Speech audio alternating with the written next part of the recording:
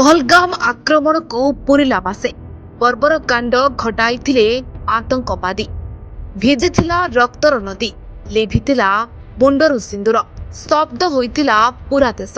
April 22 तारिख में जम्मू काश्मीर पहलगाम रे आतंकवादी रचिथिले बर्बर कांड।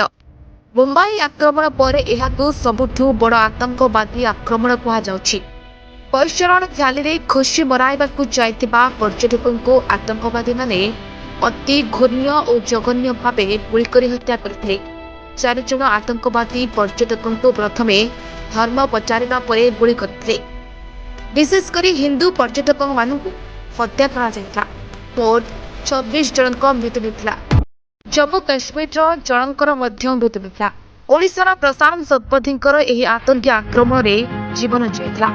आतंकी संगठन लश्कर ई तोयबा छाया संगठन टीआरएफ एही आतंकवादी आक्रमण करी निजकू दायी करिथिला। पाकिस्तान रो आक्रमण षड़यंत्र रचा जाइथिला।